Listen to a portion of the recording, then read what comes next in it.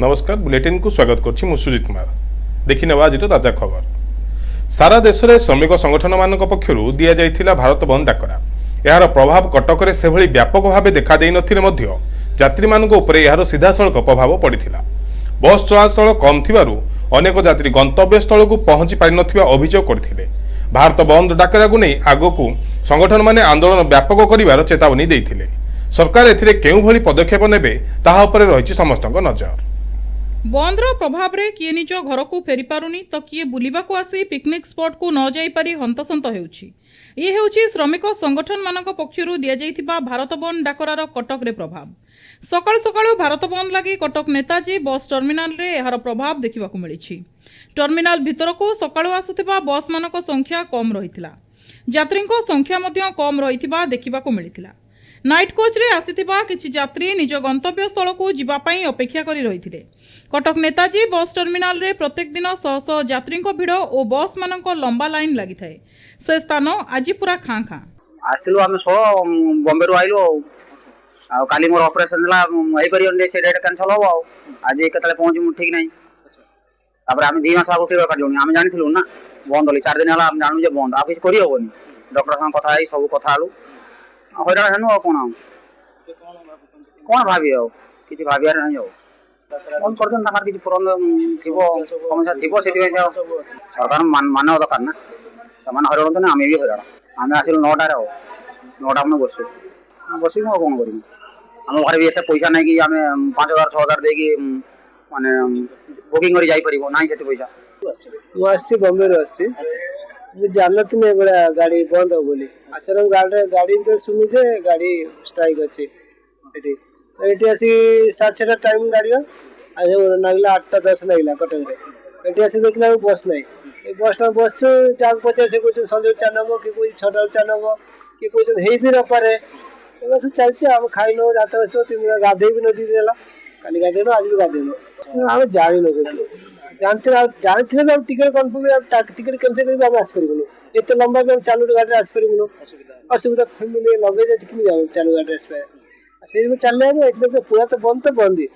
दिन गाधुआ नहीं काल तो गाधेनो गाड़ी आज भी गाधेनो नाश्ता भी करनो जाग पजे से को छटा चलबो हेई भी पारे न हेई भी पारे बाबू जो लफला करी जी आ को करबो पैसा दे खर्च हमर आ को जो मंगल बुझु जातकुल मंगल हजारा खर्च हो 3000 खर्च हो ये कथा को करे सेटा ठीक हो जाने कि प्राय लोक असुविधा पड़ जाते ना एम आम केते लोग पड़े आम तो पड़े आम बहुत लोग पड़े मोर पैसा मोर लगे पैसा दे पड़े। अन्यपटे सरकारी कार्यालय बैंक पेट्रोल पंप मध्य बंद रहिथिला। स्कूल कॉलेज खोला रहिथिला। सेही परी घरोई बस काँ भाँ भावे चलुथिबा बेले आम बस एवं ट्रेन मध्य चलाचल करुथिला।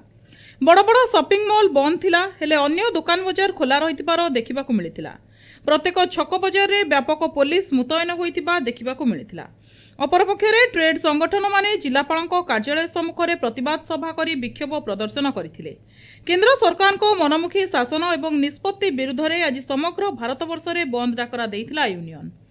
संगठनर दाबी को सरकार मानंतु नचेत आगको आंदोलन व्यापक हेबो बोली चेतावनी दिया जाइछि। मुंबई कोडी जीवे चांदवाली माने भद्रक चांदवाली एडी केतरो अपेक्षा कलेनी तो अपेक्षा कलेनी 9टा सारा भारत बंद डाकरा मध्य दिया जाइछि जान नथिले जानि हम सेमती भी अनुभव करनथली एमती पूरा संपूर्ण गाड़ी घोड़ा बंद रहिबो मार्केट तो खोला रहउछि कि गाड़ी बंद होछि यात्री माने बहुत समस्या सम्मुखीन होछि। केते घंटा अपेक्षा कलेनी आउ केते घंटा करिबे केते घंटा करिबु सेटा तो हमको जणा नाही अपेक्षा तो एडू सखाळु आसी अपेक्षा करिछु आगु केते समय अपेक्षा जो बस टर्मिनल कर्तृपक्ष कोन कहउछंती केते बेले बस चलिबो सेमती किछि मेसेज नाही।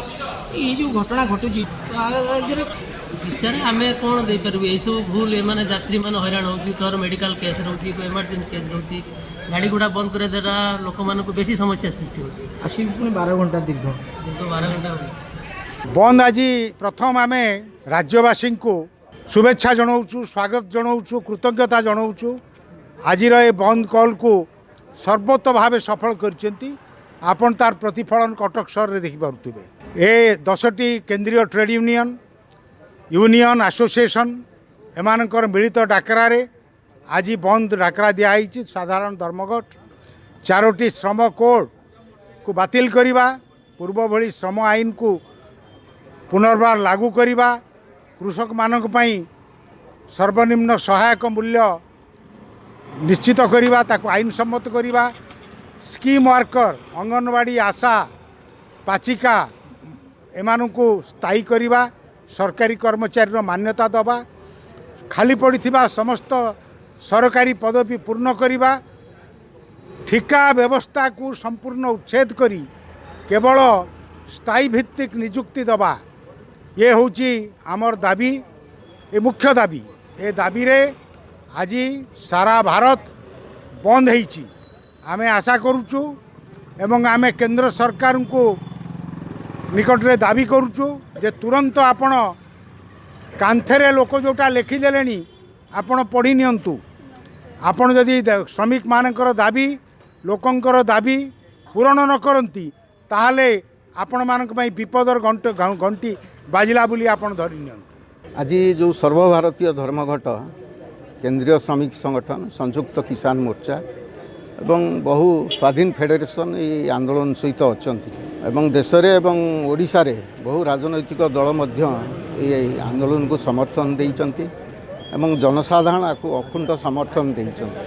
केंद्र सरकार जो श्रमिक मानक पर जो आक्रमण आणुचंती, जो 4टी श्रम कोड करचंती, समस्त श्रम आईन की रद्द करिकिनी जो श्रम कोड करचंती, जो श्रम कोड फल रे वर्तमान सरकार 8 घंटारू 10 घंटा कर्म निर्घंट करने जाउछंती एवं राति रे महिला श्रमिक काम करिवे। एई श्रम कोड रो एई नियम रे एटा करबा को राज्य सरकार जाउछंती एवं खाली आम राज्य सरकार नो बीजेपी शासित राज्य सरकार गुडिको करिया को चाहछन। श्रमिक मानकर जो न्याय अधिकार जो लड़ाई करिकिनी आदाय हुए से आंदोलन करी हबो नाही यदि श्रम कोड लागू हुए। तेबे कटक रे एही बंदर प्रभाव सेही बळी देखा देई नथिबा बेले किंतु यात्रींको उपरे सीधासळख प्रभाव पड़िछि। कटकरू दिलीप पतिंको सह सत्यदीप कौनक रिपोर्ट एनटीवी। एबे देखिए परवर्ती खबर। केंद्र सरकार श्रमिक विरोधी नीति विरुद्ध में देशव्यापी भारत बंद डाकरा दि जाइछि। एआईटीयूसी समेत 10 रु अधिक श्रमिक संघ एही 12 घंटिया बंद पालन करिसेंती। एही बंदर प्रभाव बंदर नगरी पारादीप रे मध्य देखिବାକୁ मिलिछि। आईओसीएल पारादीप बंदर एवं अन्य शिल्प संस्था सम्मुख श्रमिक माने धारणा देइछंती। संगठित श्रमिक मानक अभियोग अनुसार 29टी श्रम आईन को उच्छेद करी 4टी श्रम कोड प्रणयन करा जाइछि। यह श्रमिकों अधिकार को क्षुण्ण करुवा बेले निजर दाबी उपस्थापना उपर मध्य कटकणा लगा जाइछि। एही नीति श्रमिक शोषणर नुआ द्वार उन्मोचन करिवो बोली सेमाने आशंका प्रकाश करिसेंती। श्रमिक मानकर सर्वनिम्न मजूरी 26,000 टंका धार्य और श्रम कोड उच्छेद दाबी रे एही आंदोलन को तीव्र करा जाइछि। मो ना कुशचरण सुतार, मु साधारण संपादक पारादीप बंदर श्रमिक यूनियन WTWFI। आज ये जो धर्मघट सारा भारत वर्ष रे 10टी नेशनल फेडरेशन ये डाकरा देइछंती। आज हमर ओट एंड डॉग रो 5टी फेडरेशन से माने डाकरा देइछंती। सारा भारत वर्ष आज बंद, कारण मोदी सरकार जो नहीं ये जो लेबर कोड जो 29टा कोड थिला ताकू काटिकी बर्तमान 4टा लेबर कोड रे परिणत करछंती। सेटा को विरोध करिकी आज सारा भारत वर्ष रे आज बंद ये बंद डाकरा देइछंती। हमर वाटर ट्रांसपोर्ट का वर्कर्स फेडरेशन सहित आउ 5 गोटी फेडरेशन महासंघ जो अछंती से माने मध्य डाकरा देइछनी। सारा भारत वर्ष जो मेजर कोड अछि जे वोट को बंद करिया पई ये जो लेबर कोड आसीछि श्रमिक कर्मचारी मानक स्वार्थ विरोधी लेबर कोड। तेणु ये लेबर कोड को प्रत्याहार करिया पई आमे समस्ते एकक भाव रे नुहे समस्त मिलित भाव रे बर्तमान ये लेबर कोड को विरोध करछु जे आगामी दिन रे यदि मोदी सरकार ये लेबर कोड को प्रत्याहार न करती ताहले आगामी दिन रे ये कल कारखाना जेमती आज सब बंद अच्छे आगामी दिन में दीर्घ दिन धरिकी बंद रहिबो। कल कारखाना पोर्ट डक बैंक एलआईसी समस्त गाड़ी मोटर समस्त जिनस बंद रहिबो। तेणु आम मोदी सरकार को चेताई देवाक चाहूँ ये जो श्रमिक विरोधी श्रम कोड कहते 4टा श्रम कोड कर तुरंत प्रत्याहार करूँ। केदारनाथ विश्व सभापति पारादीप नगर कांग्रेस। केंद्र सरकार जो श्रमिक मारणा नीति विरोध कर ट्रेड यूनियन डाकरा देछि। कांग्रेस तरफ समर्थन दिया जाउछि। आईसीसी और पीसीसी इंस्ट्रक्शन रे पारादीप नगर कांग्रेस तरफ समर्थन जनाउछु। ସେମାନଙ୍କର ଦାବି ପୂରଣ ନ ହେବା ପର୍ଯ୍ୟନ୍ତ ତାଙ୍କ ସହିତ ଆମେ ଅଛୁ। ପରବର୍ତ୍ତୀ ଯାହା ନିଷ୍ପତ୍ତି ସେମାନେ ନେବେ, ଯାହା ଷ୍ଟେପ୍ ନେବେ, ସେ ଷ୍ଟେପ୍ ସହିତ ମଧ୍ୟ ଆମେ ରହିବୁ। ଆରମ୍ଭ ହେଇଛି, ଏବେ ଯୋଉ ଗେଟ୍ ଫେଟ୍ ସବୁ ବନ୍ଦ ଆରମ୍ଭ ହେଇଛି, ଆଡମିନିଷ୍ଟ୍ରେଟିଭ ବନ୍ଦ ହବ, ବ୍ୟାଙ୍କ ଅଫିସ ଯେତେ ସବୁ ବେପାର ସ୍ଥାନ ଯେତେ ସବୁ ସମସ୍ତେ ବନ୍ଦ କରିବା ପାଇଁ ନିଶ୍ଚିତ ଭାବରେ ବନ୍ଦ କରି ଆରମ୍ଭ କରିବୁ, ବନ୍ଦ କରିଛୁ, ଏବେ ବି ବନ୍ଦ କରିବୁ। ନାଇଁ ପ୍ରଭାବ ପଡିବ, ସେମାନେ ଆୱାର ନୁହନ୍ତି ଯେ ତାଙ୍କୁ ସମସ୍ତଙ୍କ ଭାଗ ଥରେ ଥରେ ପଡିବ ବୋଲି ସେମାନେ ଜାଣିପାରୁନାହାନ୍ତି ଯେ ଏବେ କୃଷକଙ୍କ ଭାଗ ପଡିଲା, ଶ୍ରମିକଙ୍କ ଭାଗ ପଡିଲା, ବେପାରୀଙ୍କ ଭାଗ ପଡିଲା, ସମସ୍ତଙ୍କ ଭାଗ ପଡିବ, ସମସ୍ତଙ୍କୁ ହିଁ ମାରିବ ଏ ସରକାର। ଇଏ ହଉଛି ବଡ ଲୋକଙ୍କ ସରକାର, ସାଧାରଣ ଲୋକ ଛୋଟ ଛୋଟ ବେପାରୀ ଏମାନଙ୍କ ସରକାର ନୁହଁ। ସେମାନେ ବୁଝିନାହାନ୍ତି, ଯେତେବେଳେ ସେ ବୁଝିବେ ସେମାନଙ୍କ ଭାଗରେ ପଡିବ, ତେଣୁ ସେମାନେ ଏଥିରେ ଭାଗ ନେବା ଉଚିତ। ଅଚେତ ଆଗକୁ ତାଙ୍କୁ ବି ଅସୁବିଧା ଭୋଗିବାକୁ ପଡିବ। ଏହି ବନ୍ଦ ପ୍ରଭାବରେ ପାରାଦୀପରେ ବସ୍ ଏବଂ ଟ୍ରକ୍ ଚଳାଚଳ ସମ୍ପୂର୍ଣ୍ଣ ଭାବେ ଠପ୍ ହୋଇଯାଇଛି।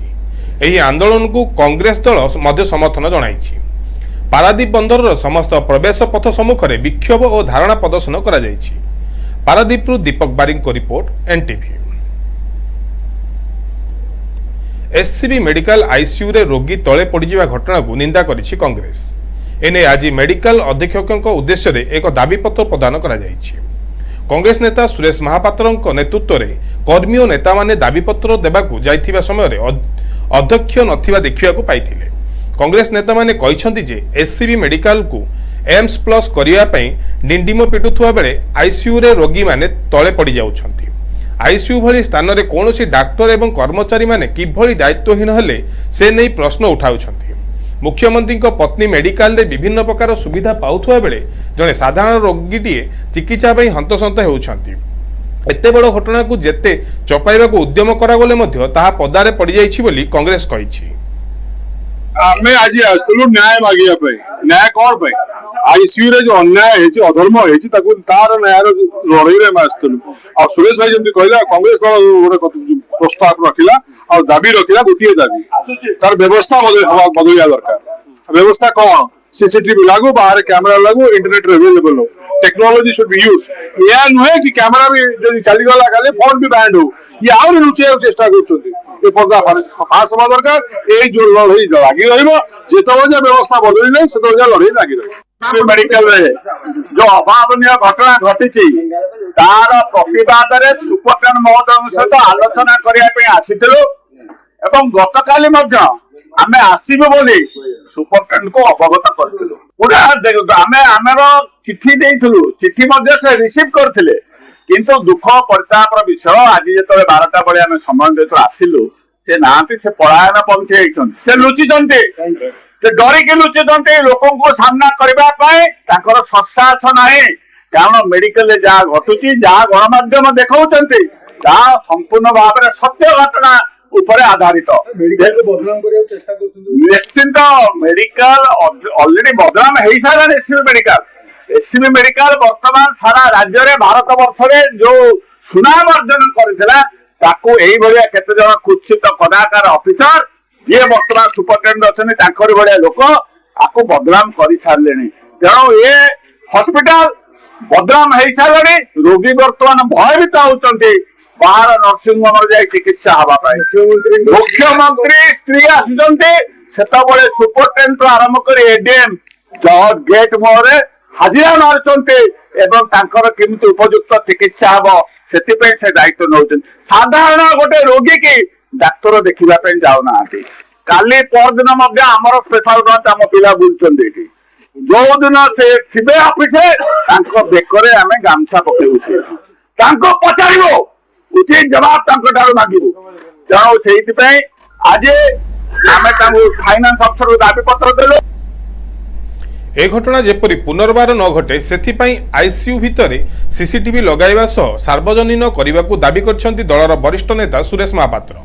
अन्यपटे एससीबी अध्यक्ष अनुपस्थित थिबारु तांको मध्य चेतावनी दैछन्ती कांग्रेस नेता माने। विश्वजित महांती, युवनेता हरिशंकर राउत समेत दलर कर्मी माने उपस्थित रही एभली घटना को कड़ा समालोचना करिसेंती। कटकरू सत्यदीप करंक रिपोर्ट, एनटीवी।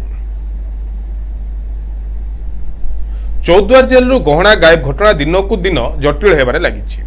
जण अभियुक्त विचार विभागीय हाजत रहिबा समय तांकोठारू पिंदिथिबा गहना जेल हेफाजतरू निया जाइथिला, किंतु से जामिन रे मुकुलिया समय जेल भितरकू तांको गहना गला कुआडे।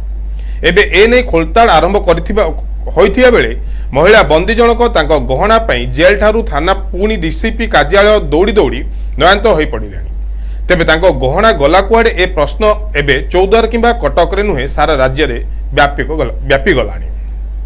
कटक जिला महांगा थाना शुक्रेश्वर ग्रामर इतिश्री महांती एक मामला रे 2025 मसीहा सेप्टेम्बर 22 तारिख दिन गिरफ होई 23 तारिख दिन चौद्वार जेल को आसीथिले। सेठारे सीसीटीवी कैमेरा सम्मुख में जेल कर्मचारी माने तांकोठारु पिंधिथिबा 6 ग्राम ओजनर सुना कानर हळे 5 ग्राम ओजनर एक मुदी एवं एक नाकगुड़ा काढ़ी नैथिले। ताहाकू एक माटिया रंगर खाम भितरे रखी ता उपरे इतिश्री दस्तखत कराइथिले। एहापरे इतिश्री 3 मास विचार विभागीय हाजत रे रहिबा परे 2025 मसीहा डिसेम्बर 23 तारिख रे जामिन पाई जेल रु मुकुलिथिले। तेबे मुकुलिबा समय रे इतिश्री जेलर को ताहा जमा मागिथिले। सेहिठारु आरंभ होईछि समस्या। जेल भितरे उक्त खाम थिबा बेले सेथिरु उभान होई जाईछि तांकर सुना गहना। एने जेल अधीक्षक सुजित राउलंकु इतिश्री अभियोग करिबा बेले से पूर्वतन जेलर संतोषिनी दास को नाम रे एतला देबा पई प्रवर्ताइथिले। मात्र से जेल अधीक्षक नाम रे एतला देबा परे जेल डीआईजी तांको गहना को सुनेली रंगर बोली कहिबा इतिश्री को मर्माहत करिछि। अपर पक्षरे इतिश्री चौद्वार थाना रे एतला देइथिबा बेले चौद्वार थाना अधिकारी जेल अधीक्षक सुजित राउलंको नाम काटिदेबा सह एने एक रैकेट काम करुछि बोली इतिश्री अभियोग करी कटक डीसीपी को द्वारस्थ होइछंती। इतिश्री महांती मु महांगारु आसितली मु गोटे केस मामला रे अरेस्ट हुई कि चौद्वार कारागार रे थिली। सेठी मोर गला दिन मो जो अलंकार सुना कानर सुना मुदी और नाकरटे ओल्हे की जेल कर्तृपक्ष रखिथिले तांको जो कर्मचारी से रखिथिले किंतु मु जेबे फेरिली डिसेंबर 23 तारिख न किंतु मोर सुना गहना फेरि नथिला। तापरे मु जेल अधीक्षक को बारंबार भेटला परे भी से तापर कोनोसी कार्यानुष्ठान ग्रहण करनथिले। शेषरे मते जहा कहिथिले जे पूर्वतन जेलर जे थिले संतोषिनी दास तांको नारोटे एतला दबाकू मु न राजी न हबा फଳରେ से मो सुना गहना आजिका दिन रे भी फेरुनारी। एथि नै मु गत 8 तारिख दिन चौद्वार थानार द्वारस्थ मध्य होइथिली। चौद्वार थाना आईसी इनक्वारी करिवे बेली कि से भी कोन पई नीरव दस्ता पाल्टिचंती कि सुजित राउल को कोन पई घंटा घोड़ाउछंती बे कथा भी मु कोनोसी माने अनुमान पाई पारु नै। आज डीसीपी सार को भेटिया को आसीथिली। डीसीपी सार अनुपस्थित अछंती। तांकर कमिशनर जो अछंती तांको मो गोटे लिखित अभियोग मु देकी जाउची जे या जदी माने समय देनी तुरंत ऊपर गोटे कार्यानुष्ठान न लेवले मु जो डीआईजी देइछंती 7 दिन समय मु ता से 7 दिन भितर चौद्वार सामने अनधित धारणा रे बसिबी अच्छा जदि मो सुना न मिला मु निजु निजे सेठी आत्महत्या दे दे। आज्ञा देखंतु जदि मु तो संतोषिनी दास को गोटे थर देखिथिली पूजा दिन जो दिन कि हमर से बिहारी कैदी फेरार हेतिले कारागार रु मु सेहि दिन ही तांको देखिथिली। ता पूर्व केबे भी तांको कोडी देखिनी। आ से जो संतोषिनी दास को रारे कहिले जे एतला देबाकू जदि संतोषिनी दास जिनस रखिछनी ठीक अछि सुपरटेंडेंट को कथा भी जाऊ सुपरटेंडेंट तांको नोटिस करिथिले कि मु जेबे जेल रो रिलीज हेली 23 तारिख न सुपरटेंडेंट संतोषिनी दास को डाकी पचारिथिले कि जे रे तांको जिनसटा अछि आपण दियंतु बेली कि हैंड ओवर करन किछि नाही किंतु मु पछरे सुनिली जो दिन मु चौद्वार थानार द्वारस्थ हेली सेठी चौद्वार थानार आईएससी कहले जे मु आपण को खोजुथिली जे मोड पछरे कोन पय नाही सुना बाबद रे जे 18 तारिख न सुजित राउल संतोषिनी दास को नारे गोटे कोन लेखा कि देइछन जे चौद्वार आईएससी कहबा कथा गोटे ताको सहित मोर जो दिन बंधु जनवरी 23 तारिख न मो बंधु पचारिथिले जे सर से सुना विषय कोन हैला ना पूर्वतन जेलर जे थिले संतोषिनी दास सी आमे काहाकू धरिबो काहाकू धरिबार अर्थटा कोन प्रथम क्वेश्चन काहाकू धरिबार अर्थ हला काहा आमे एलिगेशन काहाकू करू ना संतोषिनी दास को नारे करम हला तापर से पैसार लोभ देखैतले किंतु जेहेतु मु संतोषिनी दास को माने देखि नथिली मु थरटे देखिथिली मु केमिते कहबी जे संतोषिनी दास मो जिंसटा को लेचंती बोली ठीक अछि संतोषिनी दास नियंतु सुपरटेंडेंट रखंतु कि जेल डीआईजी रखंतु जे रखंतु आगे मो जिनिस दरकार से मो जिनिस दबाको बाध्य। तेबे देखिबा को बाकी रहिला जेल रो गायब होइतिबा सुना अलंकार को इतिश्री फेरी पाउछंती कि नाही। कटक रो तपन कुमार साहू को रिपोर्ट एनटीवी। नवरंगपुर जिला गस्त अवसर में मुख्यमंत्री मोहन चरण माझी एक गुरुत्वपूर्ण कार्यक्रम में जोगदेवे। यही अवसर में से राज्य सरकार बहु प्रतीक्षित श्री जगन्नाथ दर्शन योजनार शुभारंभ करेंगे। पूरी हिल्ली ठारे एक सभारे मुख्यमंत्री जोगदेवे। यह सहित नवरंगपुर रे एक नूतन सरकारी मेडिकल कॉलेज रो भित्तिप्रस्तर स्थापन करेंगे। यही मेडिकल कॉलेज पडालगुड़ा ठारे 50 एकर 54 डिसिमिल जमी निर्माण करा जिवो। यह जिला तथा आखपाख अंचल लोकों को उन्नत चिकित्सा सेवा जोगाइबारे सहायक हेबो। मुख्यमंत्री एही गस्त समय 446 कोटी 26 लाख टंका व्यय अटकल विभिन्न विभागीय उन्नयनमूलक प्रकल्पर ଭିତ୍ତିପ୍ରସ୍ତର ସ୍ଥାପନ ଏବଂ ଉଦ୍ଘାଟନ କରିବାର କାର୍ଯ୍ୟକ୍ରମ ରହିଛି। ଶ୍ରୀ ଜଗନ୍ନାଥ ଦର୍ଶନ ଯୋଜନାରେ 75 ବର୍ଷରୁ କମ୍ ବୟସ୍କ ବିଧବା ମହିଳାମାନେ ଶ୍ରୀକ୍ଷେତ୍ର ଯାଇ ମହାପ୍ରଭୁଙ୍କ ଦର୍ଶନ ଲାଭ କରିପାରିବେ। ରାଜ୍ୟ ସରକାର ଏହି ଭକ୍ତମାନଙ୍କ ଯାତାୟାତ ଓ ଅନ୍ୟାନ୍ୟ ଆବଶ୍ୟକୀୟ ଖର୍ଚ୍ଚ ବହନ କରିବେ। ଆପଣମାନେ ସମସ୍ତେ ଜାଣିଥିବେ ଯେ ଆସନ୍ତାକାଲି ଆମର ସମସ୍ତଙ୍କ ପାଇଁ ଗୋଟେ ଗର୍ବ ଗୌରବ ଦିବସ। କାରଣ ମାନ୍ୟବର ମୁଖ୍ୟମନ୍ତ୍ରୀ ଆମ ନବରଙ୍ଗପୁର ଜିଲ୍ଲାରେ ନବରଙ୍ଗପୁର ଠାରେ ଏବଂ ଯୋଉ ମଣ୍ଡେଇ ପଡ଼ିଆ ଅଛି ସେ ମଣ୍ଡେଇ ପଡ଼ିଆରୁ ଶ୍ରୀ ଜଗନ୍ନାଥ ଦର୍ଶନ ଯୋଜନାର ଶୁଭାରମ୍ଭ କରିବେ। ଏହା ଏକ ରାଜ୍ୟସ୍ତରୀୟ ଯୋଜନା। ଏଥିରେ 60ରୁ 75 ବର୍ଷ ପର୍ଯ୍ୟନ୍ତ ସମସ୍ତ ଯୋଉମାନେ ଆର୍ଥିକ ଅନଗ୍ର ଶ୍ରେଣୀ ଲୋକ ଅଛନ୍ତି ସେମାନେ ଶ୍ରୀ ଜଗନ୍ନାଥଙ୍କୁ ଦର୍ଶନ କରିବାର ସୌଭାଗ୍ୟ ପ୍ରାପ୍ତ କରିବେ। ତା ଛଡ଼ା 75 ବର୍ଷ ପର୍ଯ୍ୟନ୍ତ ସମସ୍ତ ମହିଳାମାନେ ବିଧବା ମହିଳାମାନେ ଏହି ଯୋଜନାରେ ମଧ୍ୟ ଶ୍ରୀ ଜଗନ୍ନାଥଙ୍କୁ ଦର୍ଶନ କରିବାର ସୌଭାଗ୍ୟ ଲାଭ କରିବେ। ତେଣୁ ଏହି ଯୋଜନାଟି କାଲି ଆମର ନବରଙ୍ଗପୁର ରାଜ୍ୟସ୍ତରୀୟ ଯୋଜନାର ଏଠି ଶୁଭାରମ୍ଭ ହେବ। ପ୍ରଥମ ପର୍ଯ୍ୟାୟରେ ଆମର ଏଠୁ ନବରଙ୍ଗପୁର ଜିଲ୍ଲାରୁ 160 ଜଣ ଯୋଉଥିରେ କି ଆମର ହିତାଧିକାରୀ ଏବଂ ବିଭିନ୍ନ ପାରାମେଡିକାଲ ଷ୍ଟାଫ ଏସ୍କର୍ଟ ଅଫିସର ମିଶେଇକି 4ଟି ଗାଡ଼ିରେ 160 ଜଣ ଏଠୁ କାଲି ପ୍ରଥମ ଥର ପାଇଁ ଏଠୁ ଆମର ଜିଲ୍ଲାରୁ ଜଗନ୍ନାଥ ଦର୍ଶନ କରିବା ପାଇଁ ବାହାରିବେ। ସେହିପରି ଭାବରେ ଅନ୍ୟ ସ୍ଥାନରୁ ମଧ୍ୟ ସେମାନେ ବାହାରିବେ, ଯୋଉଟାକି ମାନ୍ୟବର ମୁଖ୍ୟମନ୍ତ୍ରୀ ଭିଡିଓ କନଫରେନ୍ସିଂ ମାଧ୍ୟମରେ ଅନ୍ୟ ଜିଲ୍ଲାରେ ମଧ୍ୟ ଏଟା ଶୁଭାରମ୍ଭ କରିବେ। ଏହା ଛଡ଼ା ଆପଣ ଜାଣିଥିବେ ଯେ ନବରଙ୍ଗପୁର ଏଠାରେ ଏକ ମେଡିକାଲ କଲେଜ ପ୍ରତିଷ୍ଠା କରିବା ପାଇଁ ମାନ୍ୟବର ମୁଖ୍ୟମନ୍ତ୍ରୀ 2024 ମଣ୍ଡେଇ ଉତ୍ସବରେ ଘୋଷଣା କରିଥିଲେ। ତାର ମଧ୍ୟ କାଲି ଏଠାରେ ଭିତ୍ତିପ୍ରସ୍ତର ସ୍ଥାପନ କରାଯିବ। ସେଥିପାଇଁ ଆମେ ପଢାଲଗୁଡ଼ା ମୌଜାରେ 50 ଏକର ଜମିର ବର୍ତ୍ତମାନ ପ୍ରପୋଜାଲ ଅଲରେଡି ଗଭର୍ଣ୍ଣମେଣ୍ଟକୁ ପଠାଇ ସାରିଛୁ। ତାର ମଧ୍ୟ ଶୁଭ ଭିତ୍ତିପ୍ରସ୍ତର କାଲି ମାନ୍ୟବର ମୁଖ୍ୟମନ୍ତ୍ରୀ ଏଠାରେ ଦେବେ। ତା ଛଡ଼ା ଆମର ଗୁଡ଼େ ଅଛି ବିଭିନ୍ନ ଯୋଜନା ଅଛି, ଯୋଜନାରେ ତାର ଭିତ୍ତିପ୍ରସ୍ତର ସ୍ଥାପନ କରାଯିବ। ତା ଛଡ଼ା ଗୁଡ଼େ ବିଲ୍ଡିଂ ଏଥିରେ କମ୍ପ୍ଲିଟ୍ କରିକି ତାର ମଧ୍ୟ ଶୁଭ ଉଦ୍ଘାଟନ କରିବେ। ଏହିପରି ଭାବରେ ପାଖାପାଖି 446 କୋଟିର ପ୍ରୋଜେକ୍ଟ ମଧ୍ୟ ମାନ୍ୟବର ମୁଖ୍ୟମନ୍ତ୍ରୀ କାଲି ଆମ ସମର୍ପଣ କରିବେ। ଲୋକମାନଙ୍କର ହିତ ପାଇଁ ତାକୁ ମଧ୍ୟ ଉତ୍ସର୍ଗ କରିବେ। ତା ଭିତରେ ଆମର ଅଛି ବାଇପାସ୍ ରାସ୍ତା ଅଛି, ଇନ୍ଦିରାବତୀ ଠାରେ ଯୋଉ 2ଟା ବ୍ରିଜ ଅଛି ସେ ବ୍ରିଜ, ନୂଆ ଆମର କଲେକ୍ଟରେଟ୍ ବିଲ୍ଡିଂ, ଏପରି ଭାବରେ ଗୁଡ଼େ ପ୍ରୋଜେକ୍ଟ ଅଛି, ତାର ମଧ୍ୟ ଉଦ୍ଘାଟନ କରିବେ। ତା ଛଡ଼ା ବିଭିନ୍ନ ହିତାଧିକାରୀମାନଙ୍କୁ ବିଭିନ୍ନ ପ୍ରକାର ସହାୟତା ରାଶି ମଧ୍ୟ ବଣ୍ଟନ କରିବେ। ଏପରି ଭାବରେ ବହୁତ କାର୍ଯ୍ୟକ୍ରମ କାଲି ଏଠି ଅନୁଷ୍ଠିତ ହେବ। ତେଣୁ ମୁଁ ଆପଣମାନଙ୍କୁ ସମସ୍ତ ଅନୁରୋଧ କରୁଛି ଆପଣମାନେ ଏଠୁ ଉପସ୍ଥିତ ରହିବେ। ମାନ୍ୟବର ମୁଖ୍ୟମନ୍ତ୍ରୀ କାର୍ଯ୍ୟକ୍ରମ ମଧ୍ୟ ଠିକ୍ ଭାବରେ ପରିଚାଳନା କରିବେ। ଆଜି ଜିଲ୍ଲାପାଳ ଡକ୍ଟର ମହେଶ୍ୱର ସ୍ୱାଇଁ ଏକ ସାମ୍ବାଦିକ ସମ୍ମିଳନୀରେ ଏହି ସୂଚନା ପ୍ରଦାନ କରିଛନ୍ତି। ସେ କହିଥିଲେ ଯେ ନୂତନ ମେଡିକାଲ କଲେଜ ସ୍ଥାପନ ହେଲେ ଜନସାଧାରଣଙ୍କ ଉଚ୍ଚମାନର ଚିକିତ୍ସା ସେବା ପାଇପାରିବେ। ନବରଙ୍ଗପୁର କରେ ସୁପାସିଙ୍କ ରିପୋର୍ଟ ଏନ୍ଟିଭି। 3 ମାସ ତଳେ ଜଣେ ଯୁବକଙ୍କୁ ହତ୍ୟା କରି ଆତ୍ମହତ୍ୟାର ରୂପ ଦେବା ଘଟଣାରେ ସମ୍ପୃକ୍ତ ଅନ୍ୟ ଅପରାଧୀଙ୍କୁ ଏଯାଏଁ ପୋଲିସ ଗିରଫ କରିପାରି ନାହିଁ। ଏନେଇ ପରିବାରର ଲୋକେ ଆଜି ବାଂଶଡ଼ା ଥାନା ଆଗରେ ଧାରଣା ଦେଇଛନ୍ତି। ମାଣିପୁର ଗ୍ରାମର ସିପୁନ ଦାସଙ୍କୁ ହତ୍ୟା କରି ରେଳ ଧାରଣାରେ ଶୁଆଇ ଦେବା ଘଟଣାକୁ 3 ମାସ ବିତିଗଲାଣି। ଏହି ଘଟଣାରେ ପୋଲିସ ଜଣକୁ ଅଟକ ରଖି ସିନେରିକ୍ରେସନ କରାଇଥିଲେ, କିନ୍ତୁ ଘଟଣାରେ ସମ୍ପୃକ୍ତ ଅନ୍ୟ ଅଭିଯୁକ୍ତମାନେ ଖୁଲମଖୁଲା ବୁଲୁଥିବା ଅଭିଯୋଗ କରିଛନ୍ତି ପରିବାର ଲୋକେ। ଏନେଇ ସେମାନେ ହାଇକୋର୍ଟରୁ ଆଦେଶ ଆଣିବା ପରେ ଥାନା ଆଗରେ ଧାରଣା ଦେଇଥିଲେ। ଯେ ପୋଲିସ ସେମାନେ ଯୋଉମାନେ ମର୍ଡର କରିଛନ୍ତି ସେମାନେ ଯୋଉ ଆଲିଗେସନଟା ଦେଉଛନ୍ତି ପୋଲିସ ତାକୁ ଲଞ୍ଚ କରୁଛି, କିନ୍ତୁ ଆମର ମର୍ଡର ହେଇଥିବା ଲୋକଙ୍କର ଆଲିଗେସନଟାକୁ ପୋଲିସ ଲଞ୍ଚ କରୁନାହିଁ। ସେଇଥିପାଇଁ ଆମେ ଥାନାରେ ଅଭିଯୋଗ କରିଥିଲୁ। ଥାନାରୁ ପୁଣି ଆମକୁ ସେ ପଠେଇଲେ ଡିଏସ୍ପିଙ୍କ ଅଫିସକି, ଏଠାରେ ମଧ୍ୟ ଆସି ପହଞ୍ଚିଲୁ। ଏସଡିପିଙ୍କ ଅଫିସକି ପଠେଇଲେ, ଏଠି ମଧ୍ୟ ଆସି ପହଞ୍ଚିଲୁ। କିନ୍ତୁ ସେ ଆମକୁ ସାର୍ ଗୋଟେ କଥା କହୁଛନ୍ତି ଯେ ପୋଲିସର ଆଇନ ଅନୁସାରେ ଯାହା ଥିବ ଆମେ ସେଇ ପ୍ରୋସିଡିଓରେ ହିଁ କରିବୁ। କିନ୍ତୁ ମୁଁ ଭାବୁଛି ଯଦି ସେଇ ପ୍ରୋସିଡିଓରେ ହେଉଛି, ମୋ ଭଣଜାକୁ 5 ତାରିଖ ଦିନ ଧମକ ଦିଆଗଲା ତାକୁ ଜୀବନରୁ ମାରିଦେବା ପାଇଁ, 6 ତାରିଖ ଦିନ ଧମକ ଦିଆଗଲା ମାରିଦେବା ପାଇଁ, 7 ତାରିଖ ଦିନ ମାରି ଦିଆଗଲା। କିନ୍ତୁ ସେଇଟା କ'ଣ ପୋଲିସର ଇନଭେଷ୍ଟିଗେସନ ନାହିଁ? ସେଇଟା କ'ଣ ପୋଲିସର ଇନଭେଷ୍ଟିଗେସନ ନାହିଁ? ଇନକ୍ୱାରି କରିବା ବା ସେଇ ଯେଉଁମାନେ ଦେଲେ ଥ୍ରେଟନିକ୍ ଦେଲେ ସେମାନେ କଲ୍ପିଟ୍ ବୋଲି ତାକୁ ଗୋଟେ ପ୍ରୁଭ୍ କରିବା ପାଇଁ ପୋଲିସର ଯେଉଁ ଇନଭେଷ୍ଟିଗେସନ ଆବଶ୍ୟକତା, ସେଇଟା କ'ଣ ପୋଲିସର ଡ୍ୟୁଟି ଭିତରେ ନୁହେଁ ନା ଲ ଅଫ୍ ଅର୍ଡରରେ? ସେଇଟା ଲ ଅଫ୍ ଅର୍ଡରରେ ନୁହେଁ। ତେଣୁ ମୋତେ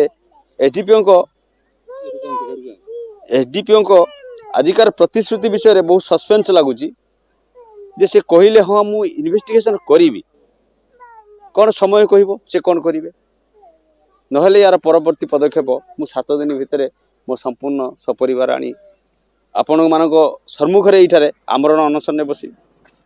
ୟା ବ୍ୟତୀତ ମୋର ବିକଳ୍ପ କିଛି ନାହିଁ। ଲୋକ ଆଜ୍ଞା ଆମ ସେ ତାଙ୍କର ଏଫଆର ଦିଆଯାଇଥିଲା ସେ ଆସାମୀ ଗୁଡାକ ମୋ ନାଁ ଶ୍ରୀନାଥ ଦାସ ଆମେ ସେଇ ମାଣି ପଡୋଶୀ ସେ ଆସୁଛନ୍ତି ଏଇଥିପାଇଁ ଯେ ଯେଉଁମାନଙ୍କ ନାଁରେ ଏଫଆର କାରୀଙ୍କ ନାଁରେ ଆଜି 90 ଦିନ ହେଲାଣି ପୁଲିସ ସେମାନଙ୍କ ଉପରେ କିଛି ଆକ୍ସନ ନେଉନି ନା ତାଙ୍କୁ ଉଠଉନି ସେ ବାବଦରେ ଆସିଥିଲେ ଥାନାକୁ ଦେବା ପାଇଁ କପି ନେଇକି ଆସିଥିଲେ ହାଇକୋର୍ଟରୁ କପି ନେଇକି ଆସିଥିଲେ ଗ୍ରାମବାସୀ ଆମେ ଚାହୁଁଛୁ ସେ ପ୍ରକୃତରେ ତାର ପିଲାଟା ମରୁଛି ସେ ନ୍ୟାୟ ପାଇବା ଦରକାର ଆଜ୍ଞା ଏହା ହେଉଛି ଆମର ହଁ ଏମିତି ଏ ବାବଦର ସେମାନେ ଏମାନେ ପୁଲିସ ପାଖରେ ଆସିକି ଏଫଆର ଦେଲା ବେଳକୁ ଏମାନଙ୍କ ଏଫଆର କପି ରଖୁନାହାନ୍ତି ଏମାନଙ୍କୁ ଟର୍ଚର କରୁଛନ୍ତି ଏହା କଥା ପରେ ପରିବାର ଲୋକେ ଏସଡିପିଓ ପ୍ରଭାସ ସାହୁଙ୍କୁ ଭେଟି ତୁରନ୍ତ ଅପରାଧୀଙ୍କୁ ଗିରଫ କରିବାକୁ ଦାବି କରିଛନ୍ତି ପୋଲିସ ସେମାନଙ୍କୁ ବୁଝାସୁଝା କରି ତଦନ୍ତର ଆଶ୍ୱାସନା ଦେଇଛି ଚାନ୍ଦବାଲିରୁ ମିଥୁନ ଦାସଙ୍କ ରିପୋର୍ଟ ଏନଟିଭି ଏବେ ସମୟ ସରିଛି ବୁଲେଟିନକୁ ଏଇଠୁ ରଖୁଛୁ ନମସ୍କାର।